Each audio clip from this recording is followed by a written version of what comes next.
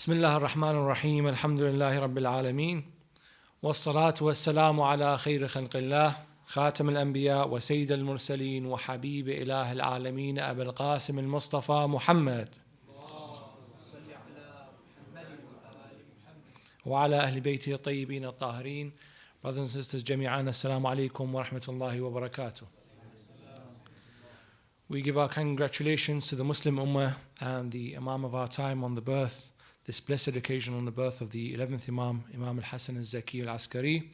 And inshallah we commemorate each occasion for the Imams, whether it be in happiness or in sadness, with as much energy and as much thoughtfulness, so that we make the most benefit out of this heritage of the Imams that we have.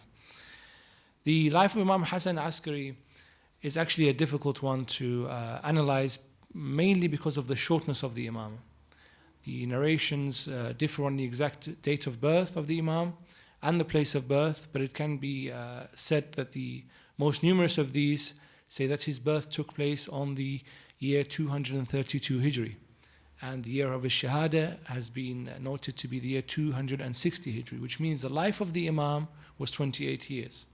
The time of his Imamah was only 6 years, because his father Imam Ali al-Hadi, the 10th Imam, Stashhad, Allahumma salli ala Muhammad wa ali Muhammad, he was martyred in the year 254 Hijri.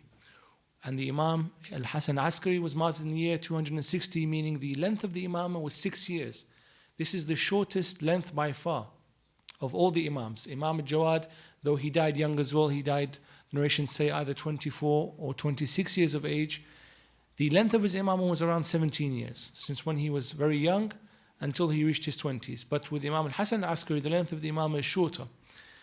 And so we have, for example, a narration that Imam Ali al-Hadi had been welcoming people to his house who were there to grieve, because his son, Muhammad, who people in Iraq will visit, he's in a city called Balad, buried there, and is referred to as Sayyid Muhammad. He's the son of Imam Ali al-Hadi. He's one of the brothers of Imam Hasan al-Askari. He had passed away before he had reached his 30s. And so people were coming to the house of the Imam to give him their condolences. And suddenly between these people walked a young man, no more than 20 years of age. And on his face could be seen intense sadness. And he came to the Imam and he gave his condolences. And the Imam said a few words that the people understood that this person was going to be the successor of the Imam. And so when he left, they said, "Who is this young man that we have not managed to see before or know well before?" He said, "He is my son, Al-Hasan, who is my successor. His son will be the 12th and final of our Imams, the Imam of his time." And so this means that the Imam reached 20 years of age, living with his father, and yet there were still people who did not know who he was. And there are several reasons that we'll talk about as we go along, but this should give you an indication why, if you pick up a book on the life of, for example, Imam al-Sadiq, you'll find it is maybe 3 times in volume, as much as that of a book on the life of Imam Hasan al-Askari. So one of the factors is the shortness of the Imam itself, and other factors is the environment in Samarra. The biographical details are easily available. You can find out intense details about what the Imam was like as an individual, as a person, where he was, the name of his mother, what kind of clothes he used to wear, what he used to eat, his behaviors, his actions. There's a lot of that information available. But analysis of the events during the lifetime of the Imam is difficult. What was the Imam's relations with leaders of the other religions and faiths and the sects? What kind of incidences happened in the Imam's lifetime that affected people's faith in the idea of the Hujjah? How was the madhab, the Imam Ithna Ashri madhab, viewed at that time? And this you won't be able to find purely from biographical information. You need much more analysis, and this is quite difficult given the aforementioned conditions. Now, the Imam was brought with his father. The narrations say he was born in Medina. Some dissenters say he was born in Samarra, but that he was born in Medina. And he was sent for with his father to Samarra. And this was at the behest of the Khulafa, who had settled there recently, starting with al-Mu'tasim, who did not like the city life in Baghdad.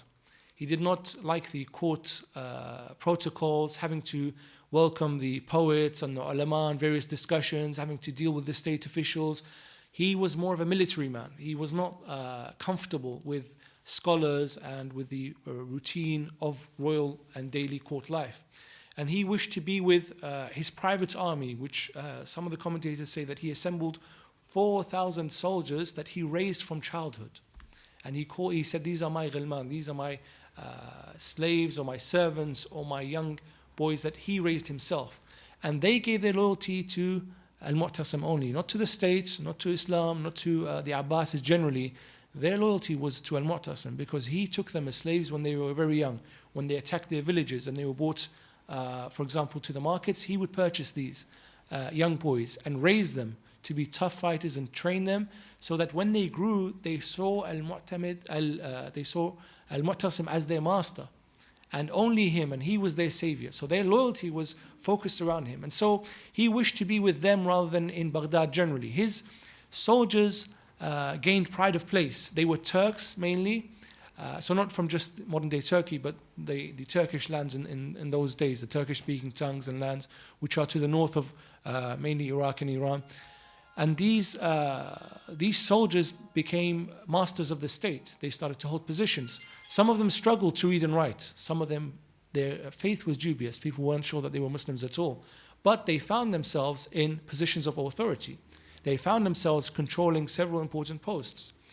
And so al-Mu'tasim gave them quite a free reign in Baghdad. And lots of troubles happened with the people of Baghdad who saw themselves as educated and saw themselves as being of a higher stature than these new Turks who now claimed to some power and positions in Baghdad. And there was friction between the people of Baghdad and the old court order and these new Turkish soldiers. So much so that the soldiers, Tabari mentions, for example, that they used to charge through Baghdad on their horses, not caring who was in the street, and they would knock over some people. And every time this would happen, the people would get angry and grab one of the soldiers and beat him to death. And this had occurred more than one time. And so al-Mu'tasim feared that the people of Baghdad, the Baghdadis, were trying to deliberately kill his private army. And so he made a decision that he cannot remain in Baghdad. He was going to leave. So he sent his aides to find a suitable place to build a capital city. Part of this was also because Baghdad itself was founded as a capital city for al-Mansur. Abu Ja'far al-Mansur found a place. He was based in Hashimiyya, which is near Kufa, and he wanted to found a capital city that would befit him, and somewhere where he would be in control of the environment, where the palaces were, where the people would live, where the soldiers would be based. And so Baghdad was always known as Mansur's city. And so possibly there is a motive that al-Mu'tasim wanted to make his own city. He saw himself in a similar light to al-Mansur, that I want to make my own capital city. And so eventually they decided upon this area to the north of Baghdad, which was very close to the river, to the Tigris River. It was easy to cultivate, and the land was plenty there. Some of the lands were owned by Christians, and then al-Mu'tasim quietly sent his aides to purchase the land for very cheap prices. And so slowly and quietly the building of Samarra began, until there was just enough there for al-Mu'tasim to be able to live in. He used to frequently leave Baghdad to go to Raqqa, for example, which is in Syria. And so when he made the decision to leave, if we can look at this in a financial way, you have a piece of land that's not worth very much. There's nothing going on, it's not very valuable. Now you have the Khalifa. The entire Muslim empire is in the hands of this person, and everything is connected to him. Power, wealth, positions, even faith is connected to this person. And he decides to move to that land. What becomes of the value of this land now? To have a few hundred square meters there, or to purchase a house there, how expensive does it become? It goes through the roof. And this is something that the Abbasids themselves, that al-Mu'tasim himself benefited from. Since he owned these lands, and now they became much more valuable, he was able to sell them and generate lots of income for the state. Why this is important? It's because we need to understand what Samarra was like, because the Imams lived there, and Imam Hasan al-Askari lived almost all of his life there, maybe a year or two after his birth until his death. And Imam al-Hadi spent most of his imamah there as well. We need to understand what it was like. So when the Imams were sent for, Samarra was built to the liking of al-Mu'tasim, whereby he had his palaces in the middle and his soldiers' quarters surrounding him.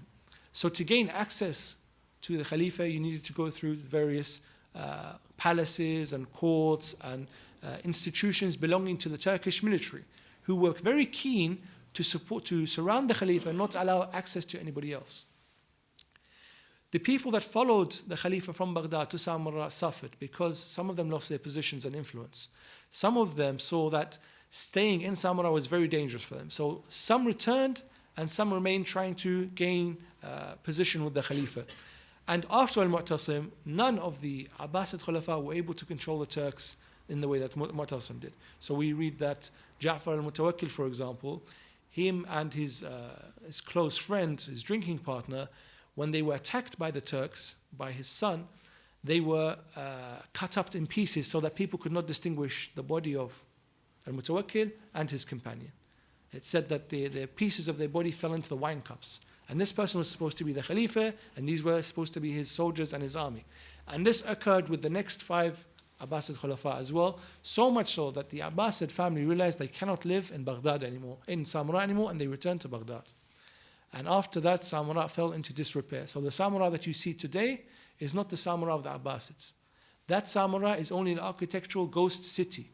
If you go and see it today, it lies to the north. Maybe you can go home and you look it up on Google, put in the satellite imagery, and you can see where the palaces are there to the northern area. And the Samarra that is today, that is populated, is the Samarra of Imam Hasan al-Askari. It is because when the Abbasids left Samarra, everybody else left too. And the only reason people came to Samarra was to visit the shrines of Imam al-Hadi and Hasan al-Askari, and to be in the place that the last time Imam al-Zaman was seen in. And this continued up until very recently, up until a couple of hundred years ago. Samarra was populated mainly by those who were wanting to be near the Imams and to benefit from people who came to trade and to get the barakah of being near the Imams. So Samarra that is today is different from the Samarra before. Now, when the Imams were taken to Samarra, they were put in an area called Askar AlMutterson, which means the garrison or the encampment of al-Mu'tasim. And essentially, this was the area where the soldiers, not the leaders of the soldiers, not the generals, but the actual infantrymen, the soldiers themselves, were camped in. This is where they used to live in and camp and get ready to go out to campaigns and battles from. And the Imams were put in a place, or they purchased a house in the middle of this encampment. So if you can imagine, if you walk into now an army base, okay, and you have a house in the middle of this army base, is it easy for anyone to come and see you? Is it easy for anyone to visit you without being noticed? Can you come and go freely as you want? It's almost impossible. And this was the aim of the Abbasids, to have the Imams surrounded all the time so that they could monitor their behavior, cut off their communications, dissuade people from visiting them, and slowly limit the influence of the Imams. So one of the methods was the place that they resided in Samarra. That's number one. Number two, there were police on guard 24 hours a day. They never left the area around the Imam's house. They would always be seen sitting opposite the Imam's house, always on guard. And they would write reports, and they would list the names of everybody who had come to visit the Imam, how often he came, what he was wearing, which direction he came from, what did he carry with him, and when he left, what was his condition. And daily these reports would go to the Abbasids. You have the Imams frequently being imprisoned for short periods, for maybe a few days to a few months, and back out at home again. And likewise, again, under house arrest, and then from house arrest back into prison again, to try to disrupt any communication network that was there. And you also had these surprise arrests where the Imams, for example, let's categorize the time, let's say midnight, when you expect everything to be quiet, suddenly the police would knock on the door and say, you are requested by the Khalifa.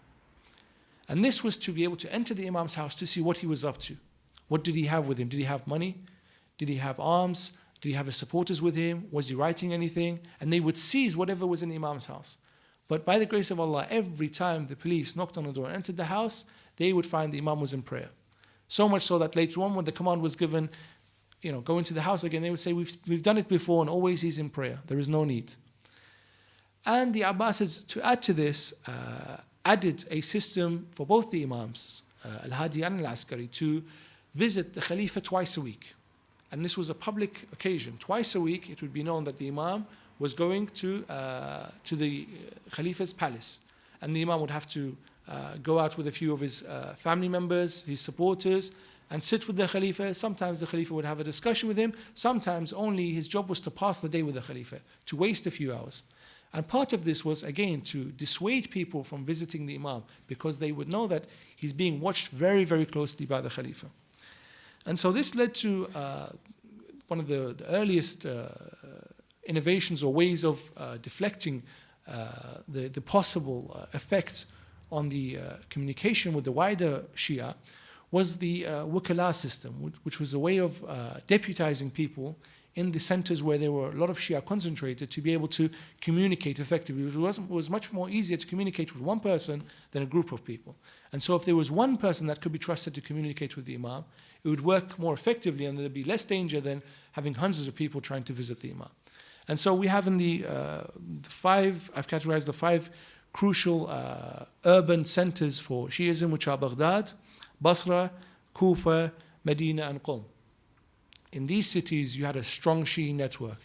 You had the Wakala, who were quite well known, and you had a lot of activity, whether it was in terms of jurisprudence, people asking questions, sending them to the Wakil would refer them to the Imam, or whether it was gathering and distributing the huquq, the khums and zakah, for example, or whether it was queries about general aqidah, because people for the first time were cut off in a way that they had not seen before.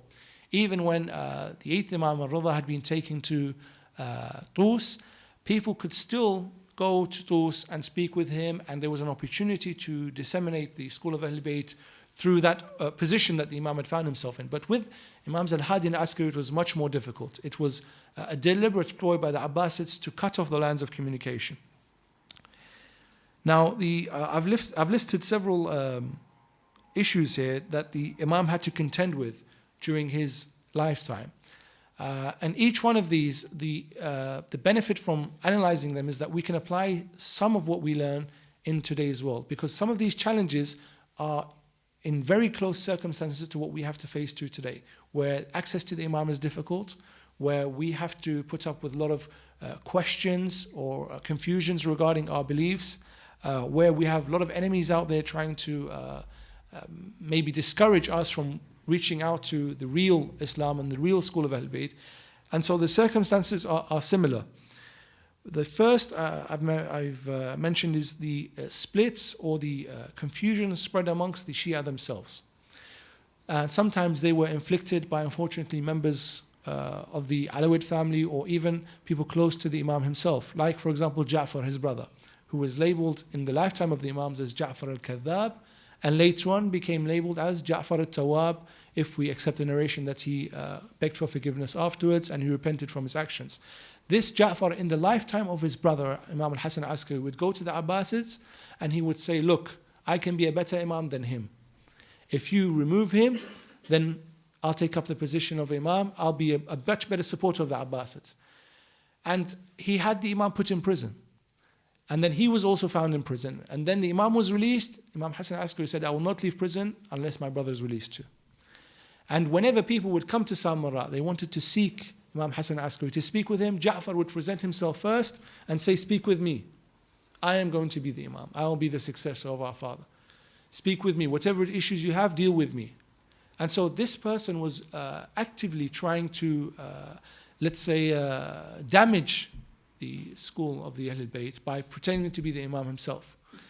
You have also influences of other people who, either because they worked for the Abbasids or they were afraid of the Abbasids, or purely for financial gain, or who truly had belief in their ideology, that after, for example, Imam al-Hadi, there is no Imam, there is only 10 Imams.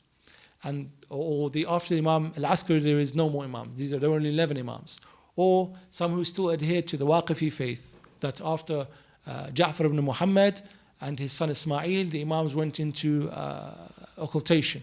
And the Ashri Imams who are alive now are not the real Imams. And there was a group of people amongst them. And they were maybe supported by the Abbasids. They certainly disseminated their faith. They collected huquq. They had schools where they gathered. They used to preach. They wrote books. And we see they mention in narrations that the Imam would name them one by one, saying that he is not one of us. Be wary of him. Be careful of so-and-so. So-and-so is of the ghulat. He is a person who is deifying us.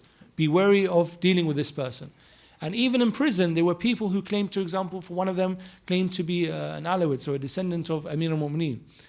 And when the Imam was in prison, he said to the other group of companions that were in prison with him, be careful of so-and-so. He has a book in which he writes and he will send it to the Khalifa, and because of this book he will be executed. And the companions searched this man and found this book with him and tore it up. And they said, if this book had reached the Khalifa, all of us would have been executed, because we believe this man to be a descendant of the Prophet.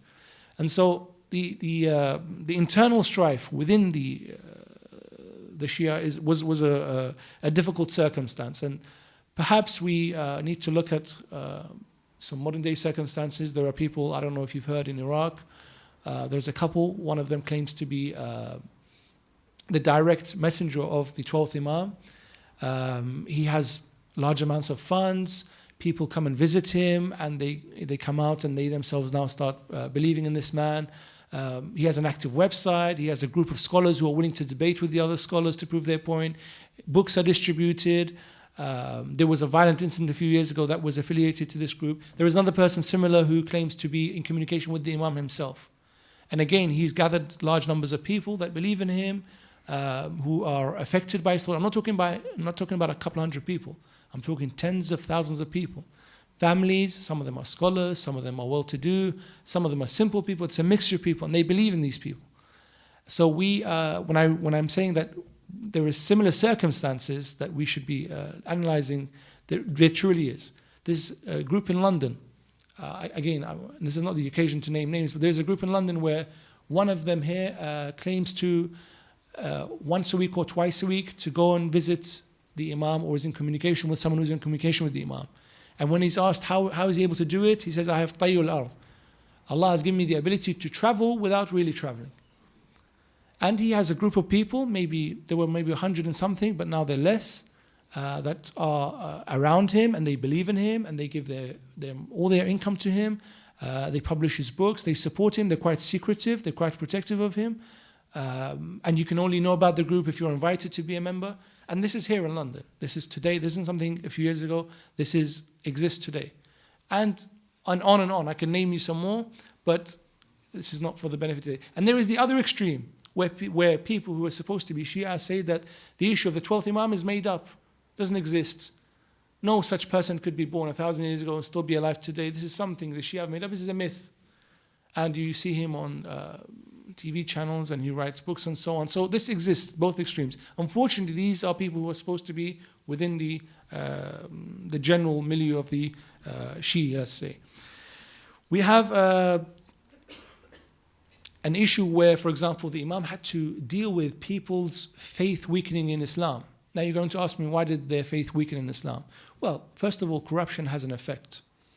There is a hadith that from the Prophet, I believe, that says كَادَ أَنْ يَكُونَ الْجَوْعَ كُفْرًا, which means hunger can be disbelief. When someone is hungry, he might leave faith. He can turn his back on Allah and everything because he's about to die of hunger. Maybe he hears his children crying, or his family crying, or he himself is suffering. He could become a disbeliever because he's lost faith in everything. He cannot have something to eat with. And so at the time of the Abbasids, there was incredible amount of economic oppression and injustice. The kharaj, which was the land tax, was doubled for no reason. Kharaj on dates and the fruits from the date palms was instituted for the first time. Before then it wasn't supposed to be. You have either zakah on the crops, or you have the kharaj on the land. Now they added the whatever produce from the date palms to this as well, which was new. It was uncalled for. And this was only to gain extra amounts of money so that they could be distributed to the Turkish generals. So then they would be happy and the Khalifa would be safe. And the cycle continues in this way. And then they wanted more. And when the Khalifa did not give them more, they killed the Khalifa. A new Khalifa comes to power. He asks for more taxes. The people suffer. They give the taxes. The generals want more. The Khalifa can't give them. The Khalifa is killed. And this cycle carried on for around 70 years. It really is a dark chapter in Islamic history, or in Muslim history, when we look at it. And so some of the people began to question their faith. Is this really the faith of Muhammad ibn Abdullah? Is this really what the Prophet left for us? We don't see the Christians behaving in this way. We don't see the Jews behaving in this way. It reached a point where the oppression of, unfortunately, the Muslim leaders was worse than if you went elsewhere. If you were a Muslim and left the Muslim lands and perhaps made your way to Rome, you would be in a better position than if you remained in the Muslim lands. and people were not expecting this. And so an incident happened where there was a severe drought in the lands. And the Khalifa told the people, because at the end of the day he is the decision maker, the ultimate source of direction and leadership in the Muslim lands, he said to them to pray the istisqa prayer, to pray for rain. And the people came out for a few days and no change. Some people began to question, what's the meaning of this? The Prophet used to ask people to pray for rain and it would happen. Even later on, some of the well-known companions would ask for rain and it would rain. We have example, the second Khalifa would take out Al-Abbas, who is the uncle of the Prophet. He would take him out with him. When they used to pray for rain, he said, if our prayers are not accepted, at least because this man is the relative of the Prophet, maybe Allah will have mercy on us through him, which is a form of intercession. And so it did not rain, and then a group of Christians came out. One of them was a monk, and with his group he said, watch and repeat after me. He would raise his hands, and the first sight of his hands to the sky, and the prayers from the Christians, it would rain, intense rain. And so the Muslims turned around and said, well, this is it. This is the correct faith. Our faith is lost and it's incorrect. And so the Khalifa wrote an urgent letter, because his scholars could not do anything, nor his jurisprudence, nor his judges, nor anybody. He wrote an urgent letter to the Imam Hasan al-Askari saying, if you do not attend today to this matter, there will be no Muslims left in Samarra. There will be none of them that we can preach to or talk to or even address anymore. And so the Imam came out. He knew what the secret was. He came out and said to his companions, when this monk goes to raise his hands, grab what is in his hand and bring it to me. And so as this monk was raising his hand for prayer, they took what was in his hand and brought it to the Imam. The Imam said to the man, pray now for rain. The man prayed for rain. It became intense sunshine. The rain stopped or would not appear. And the Imam then prayed for rain and the rain appeared. He said, this man, this Christian man, somehow he got hold of a bone of a prophet. I don't know how he managed to get hold of it, but this bone belongs to a prophet. And whenever a bone of a prophet is exposed to the sky, it rains as blessings. And so this is what this man was doing. Again, so this is a very simple incident that could have had a dramatic effect. And again, it was the role of the Imam, despite the opposition of the Abbasids, to respond to these kind of challenges.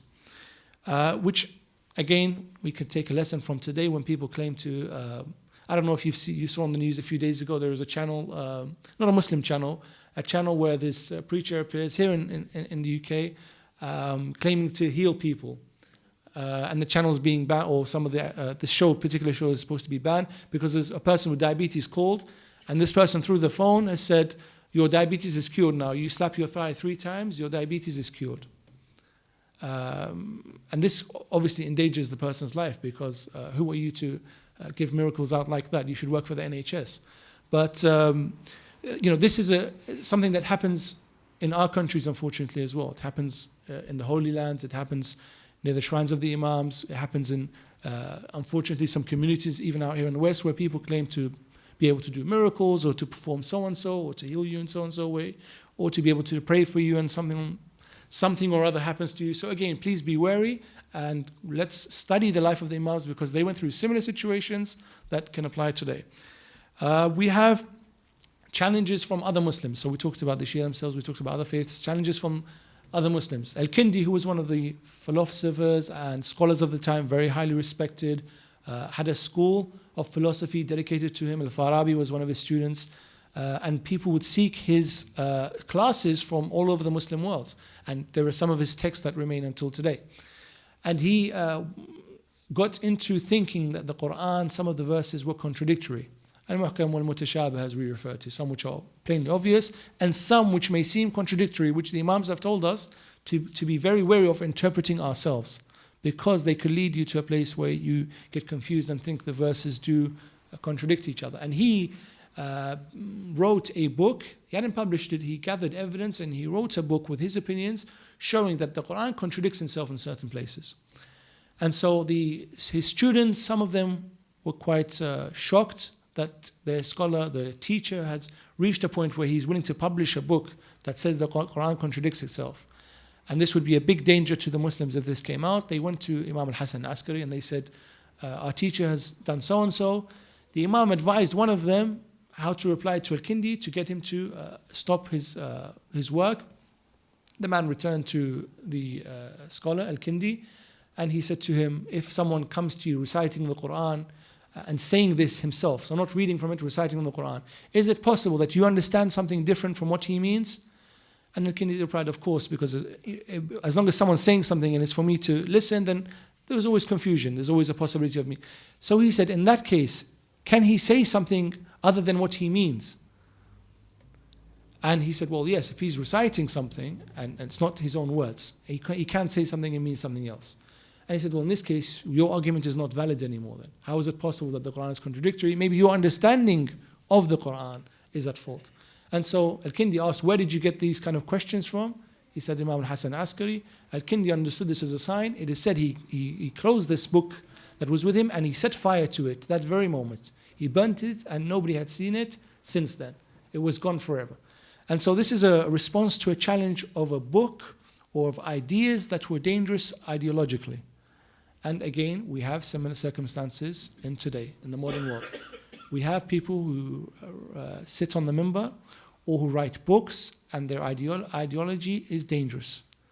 What they write, what they say, what they preach is either deliberately aimed to be false and distracting, or maybe they themselves, unfortunately, have reached wrong conclusions. There is an error in their thinking somewhere. In either case, their ideology is dangerous. There's a few of them in Iraq, there's a few of them residing in London, there was one or two in Canada, there's one or two in America, they're amongst us. And though I'm not against banning of people from discussing and debating and giving their ideas, I'm against people blindly following because someone speaks well, or someone has a turban on his head, or someone comes from so-and-so family, or someone has a PhD, suddenly we accept his ideas and thoughts. Let us go back to what the imams say. If this person says something that the imams have said before, then we accept. If it is something that goes against what the imams have said, we will say thank you, we respect your right to free speech and to debate, but this is another madhab, this is another school. This is not the school of Ja'far ibn Muhammad al-Sadiq, this is your own madhab. And there are people like that in London today who are making up a madhab for themselves. I know of these groups, and unfortunately, I mentioned this maybe in a talk before previously, that we should not say to them, you are attacking Shiism. We should say to them, that's your school. The school of Ahl Bayt is pure and hasn't been touched for 1400 years. It's the same one. What you're saying is your own school. It's a different school. And we congratulate you on finding a new school, but this isn't the school of Ja'far ibn Muhammad al-Sadiq. So this is another incident where the Imam faced the challenge and dealt with it. We have the issue of the 12th Imam, where the Imam found himself in a difficult position. At one time, he has to inform people of the 12th Imam. He has to explain to them what will happen, who is this person, what are they to do during this Ghaiba period, what are the events that are going to happen after him, who shall they refer to, and so on and so forth. The other issue is that he has to protect this 12th Imam from the Abbasids, from the challenges being presented on a daily basis, from the security forces, from the possibility that any number of people could assassinate him and kill him. So you understand the difficulty. At one time you have to publicize this person, at the second time you have to keep him away from the general population. And this was the conundrum that the Imam was able to solve delicately, but it needed a fine touch. And at one time he communicated to people who were close to him. So some of them were his family members, some of them were his trusted wakala, some were his trusted companions. And when they came, he informed them details about the 12th Imam. They even met the 12th Imam. And then they went back and informed the wider population. But when the Abbasids, of course, approached the Imam, there was no 12th Imam to be seen. And they also tried to prevent the birth of the 12th Imam by having, like I said, this constant force surrounding the Imam's house, trying to prevent people leaving the house, getting in and out, assigning a doctor to visit, and a midwife to visit the house of the Imam to see which of the women was pregnant, so that they can determine who was the one that was going to give birth to the 12th Imam, to try to prevent the birth of the 12th Imam. And scholars have given at detail the methods the Abbasids went to try to prevent the birth of the 12th Imam. So this was, like I say, a difficult situation. The Imam used this method of selective information to his wakala. So selecting a few people who would be able to disseminate the wider knowledge. And in front of the Abbasids, he was careful never to present the 12th Imam to them. Never give them an opportunity where they would spot him, because his life would be in immediate danger. Which leads us on to the other point of constant fear. Imagine if you were in a house and you were surrounded by soldiers or police or security forces, how much afraid you would be for your family members to step outside the house. If they left, you would wonder if they come back again. If you yourself left the house, there was a knock on the door, the Khalifa wants to see you, or you're wanted for interrogation, you would be afraid that you would never come back. And this constant fear might debilitate you in a way that you wouldn't be able to do anything. You're always in a state of fear, awaiting what the next action is. So you become a reactionary. You're sitting there, you can't be proactive, you can't take any actions yourself because you're waiting the next time someone knocks on the door. Or next time someone, one of your family wants to leave and you're afraid what is going to happen to them. But the Imam had put his affairs in such a way that if he left the house and never came back, things would be able to run smoothly. The 12th Imam would take over, the Wakala would know their responsibilities, the family of the Imam would know their responsibilities, and things would continue. But also that if at any time something happens to him, there is nothing incriminating in the house. There's nothing to show that the Imam is actively against the Abbasids. There is nothing to tell them where the location of the 12th Imam is. There is nothing, no ledger, no book to tell them who the names of the Wakala are, where the khums is collected and spent, and so on and so forth. These details are put in such a way that only one person or two people know about them. And they were never in the possession of the Imam, because frequently his house was searched. So fear is a factor. The Imam was able to negotiate, but it would cripple most of us if we were in that situation. Which, again, today we are faced with this kind of fear. Some of us are afraid to show our faith. Some of us are afraid to preach our faith because it might be partly against some of the laws on religious speech here in the UK or elsewhere. Some of us are in difficult situations where we're afraid of other Muslims. We might be in a university which is heavily populated by some of the extreme Muslims out there, and we are afraid to announce that we are from the school of Ahl Bayt, or to hold events, or to pray in a certain way. So this is a real fear that exists today. In Iraq, we know some of the people who live in the northern part of Iraq, surrounded by people who are actually their enemies and would very likely use violence against them. They have to, at one time, keep their faith, teach it to the next generation, and at the same time protect themselves from violence. So this fear exists even today, and we have to find a delicate balance of neither total protection of our faith and not showing it to anybody, not teaching it to anybody, nor of being too obvious and too public with it and putting our lives at risk.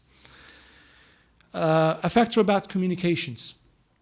As I mentioned, because the Imam was surrounded by soldiers and officers and the communication networks were disrupted, they had to be creative. And one of the methods we used to communicate was they would send oil jars and say these are a gift to the Imam. Jars of oil squeezed from whatever vegetables and sent to the Imam. And in this oil, the Imam would gather a message and wrap it and put it back in the oil jars and send back to them and say distribute it among so and so. And in this way, they were able to pass messages between each other from town to town or from wakil to wakil. So this was the extreme measures that the Imams had to go to be able to communicate to the wider Shia. And finally, dealing with the Abbasids and the Turks. The Abbasids themselves were megalomaniacs. And some of them were in a constant state of intoxication, like al-Mutawakkil al-Abbasi, for example. Constantly intoxicated, and he was likely to do anything at any moment in time. He was likely to kill his brother or his best friend because he was intoxicated. And the Imams had to tread very, very carefully. Neither could they be too harsh in their dealing with the Khulafa, nor could they stand there and just accept what the Khalifa was willing to do and say. And also likewise with the Turkish generals, who did not really know who the Imams were because they weren't really Muslims. Some of them, like I said, plainly were not Muslims. They did not speak the Arabic language, they did not pray, they did not adhere to Islam, they were military men. And so they did not know who Hasan al-Askari was or Ali al-Hadi was. And so they were willing to, if they were told that this man poses a danger to the Khalifa, they were willing to kill him at any time. And so the Imams had to deal with this situation very delicately, and also make sure that when the Khalifa overstepped the boundaries, the Imam would be there to remind him that what you are doing is wrong. As happened with Imam al-Hadi and al-Askari twice. An occasion where Imam al-Hadi was called to the court of al-Mutawakkil, who was drinking, and he told the Imam to drink with him.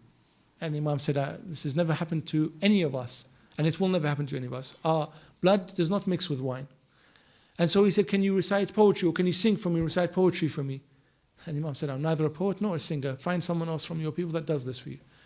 And Mutawakkil persisted until the Imam recited a poem that reminded Ja'far al-Mutawakkil about death.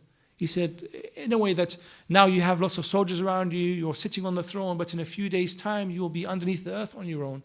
Now you eat as much food as you want, but in the coming days, things from the earth will eat you instead. And reminded Mutawakkil what his real position was. Mutawakkil asked that the wine be removed from the gathering and started to weep and cry, and then asked the Imam if he had any need to help. And this occurred later on as well, Imam Hasan al-Askari. So times when the Khalifa overstepped their boundaries, the Imams had to step out and say, look, no more of this. But other times when they had to be a bit more careful, so when the Khalifa sent for them, it would be difficult to say, no, I'm not going to see the Khalifa, because that would put their lives at risk. And I think from these incidences and the ahadith, which are numerous from Imam Hasan al-Askari, telling us what the life for the Shia will be like during the absence of the 12th Imam or through the ghaib of the 12th Imam, telling us what we should do during the ghaib of the 12th Imam, preparing us for difficult circumstances. There are many ahadith out there which are not for the purpose of my discussion here, but really I'm interested in what the message the Imam was giving us. And I've summarized it in a few words, that number one, we really need to rely on the words of the Imams themselves. There is a treasure they left behind, or the Prophet left behind, the Book of Allah and the Ahlul Bayt. The Ahlul Bayt as individuals, as an inspiration, as words, as ideas and thoughts, as jurisprudence, as aqeedah, as everything. So there is a richness that we have to go back to, and I think that's important. The Imam is saying, the 12th Imam might not be physically with you on a daily basis, but you have a lot to work with. You have the Book of Allah and you have us, the Ahlul Bayt. So I think that it refocuses our minds, that it shouldn't be only, oh, there is no 12th Imam, we're having a difficult time. No, you have, alhamdulillah, 11 Imams, 13 other Ma'sooms, and a richness of books. You have an encyclopedic work that is 110 volumes that contains so much ahadith on the Ahlul Bayt that we can refer to, for example. Also, about the patience. You can't ask for a solution like that. Sometimes you raise your hand in dua, you don't get the answer until months later, or years later, or years after that. And part of that is patience, that this is also a test for you. It's also to teach you something. We see that all the prophets in their early life worked difficult jobs. Most of them were shepherds. Nearly all of them were poor. All of them struggled at one point in their life. We read the story of Ayub, for example, how much suffering he went through. Nuh, 950 years of preaching. And in the end, the earth had to be wiped out eventually, because the preaching didn't reach its goal. Or, for example, with Nabi Yunus. So all the prophets had to go through a lengthy period of patience, and I think we need to have that within us as well. None of us will live for 500 years or 1,000 years. We live for 60, 70, 80, 90, 100 years, yet we expect in this time that the Imam will reappear and all our problems are solved. And I don't think that's quite fair. I think we have to teach ourselves that patience is a part of our lives. Also, organized Shiism. I think the Imam wanted us to be well organized, wanted us to not rely on the Imam always being with us, so we can knock on his door and say, yeah, Imam, help us with so-and-so. Give us money. Give us direction. How do we respond to so-and-so? What do we do now? What is your opinion on this and this? I think also the Imam wanted us to become a bit more reliant on ourselves, to be able to organize ourselves well, so that even if we are in faraway lands, even if we are attacked by various governments or attacked by various leaders, we'd still be united and still certain of our faith. And I think part of the ghaib of the Imam has done that, to make sure that the Tashayyu', alhamdulillah, has spread through all these years, despite atrocities and despite tremendous acts of violence. Alhamdulillah, the faith is still there, the school of Ja'far ibn Muhammad al-Sadiq is still there, and that we are still firm in our faith to not weaken at any difficult juncture. So I think the studying the life of the Imam, Al-Hasan al-Askari, Salamullah alayhi, remembering on this occasion, will teach us valuable lessons that we can use in modern day life. وآخر دعوانا الحمد لله رب العالمين وصلى على سيدنا محمد وآله الطاهرين.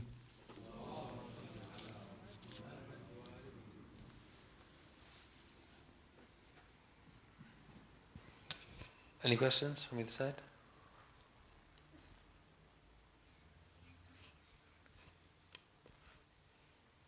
My turn then, I guess. Quick question from me. Well, thank you very much for the talk. It was a very good overview of his life and some of the contributions that we were able to get from the short time he was an imam. Given the closeness and the proximity to the 12th Imam and the Ghaiba coming up, what was the state of the Shia at the time in the sense that they weren't able to obviously access the Imam, the Wakala? It must have been a very difficult time, and what sort of problems did that cause? And how, were any of these foreseeable? Could any of them have been done? Like, what was done at the time to try and deal with some of the problems that happened since the 6th Imam, but growing and growing, and what could the Imam have done, or what did the Imam do to try and stop some of these things happening and developing further? Obviously I'm not in a position to commentate on the Imam's abilities and whether he did good or did enough. Obviously I'm in no position to do so, but I think the Imams did find solutions for these problems. The problems were that you have a mass of people who, for let's say a couple of 100 years, have been used to seeing their leader with them. So the Ahl Bayt were based in Medina, and Medina is a good place to visit because it's quite accessible. Even during some of the worst days of Banu Umayyah, you could still go into Medina and meet Imam Zain al-Abidin. You could go into Medina and meet Imam Muhammad al-Baqir. You came to Hajj, you could see the Imam on Hajj. Even later on when Imam al-Rida went to Tus, you could still have access to him. But suddenly this leader isn't physically accessible anymore. And of course, we're talking in a day where no internet, no fax, no telephone, no communications in any way. So it was suddenly you had no access to your only, in a way, source of divine leadership and information. You weren't used to talking to Wakala or to ulama or to anybody else. You were used to going, knocking on the door of the house of the Imam and walking in and getting answers to your questions. And now suddenly you find yourself in a position where it's not possible.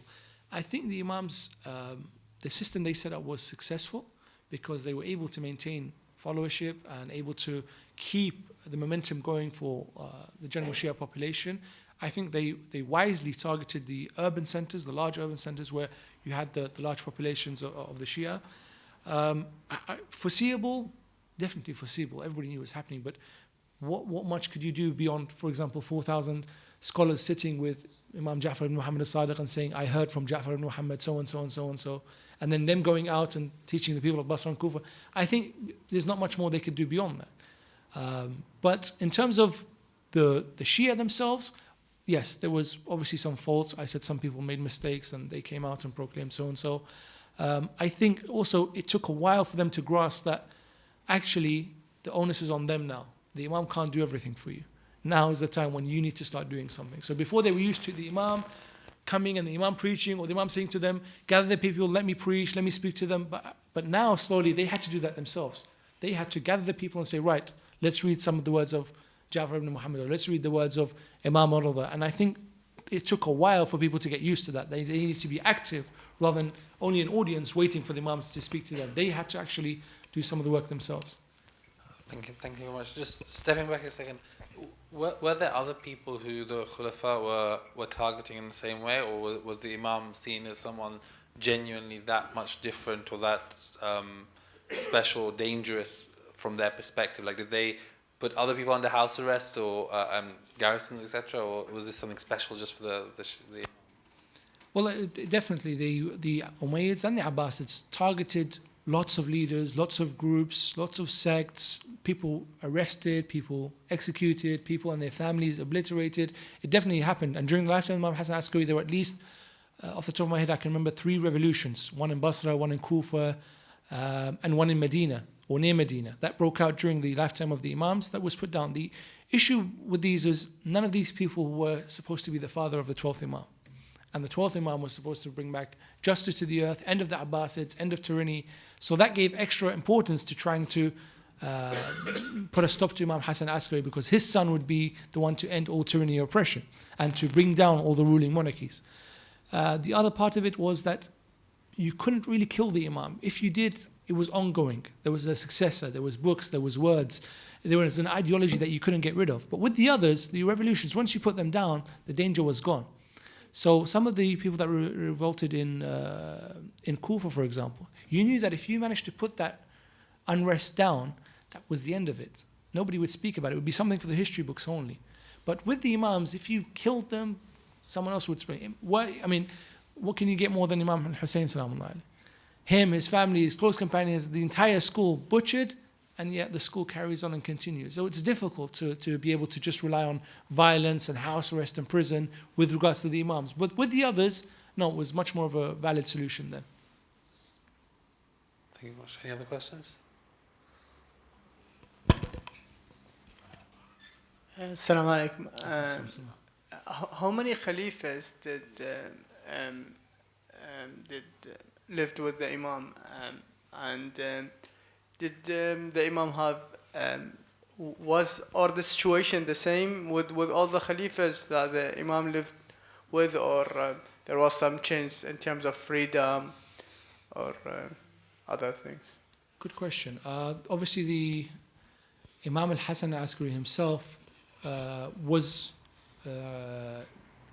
alive during the time of al-Mutawakkil, though he himself wasn't the Imam at the time. So it was his father, Imam Ali al-Hadi. So his father had to deal more with the Khalifa Ja'far al-Mutawakkil. But he himself lived with al-Mu'taz, he lived with al-Muntasir, he lived with al-Musta'in, for example. The only Khalifa of these group that he lived during the lifetime of was al-Muntasir, who was the one who actually killed Ja'far al-Mutawakkil, his father. It is said the reason why he was different in his treatment of the Imams, because he was kind to them, he did not treat them as harshly as the others did, and he had his father killed. Some of the historians say the reason why he was pro-Shia in a way was that his teacher was a Shi'i, Ibn Sikit, and he had taught the sons of Ja'far al-Mutawakkil, and he taught them to love the Ahlul Bayt, and he taught them at-tashayyu. And so when they came of age, one of them, al-Muntasir at least, showed a different behavior to the Ahlul Bayt, and he was a bit more kinder to the Shia. But unfortunately, his rule was for about 6 months before his brothers then deposed him, and like I mentioned, the issue with the Turkish troops at the time. So his rule was for maybe 6 months. But apart from that, no, the conditions were very, very difficult. The Imams were suffering on a daily basis, them and their Shia and their supporters. And the behavior generally was quite harsh with every single Khalifa, except for, like I mentioned, Muntasir for about 6 months. Thank you. Thank you very much for your talk. Muhammad wa al Muhammad salawat.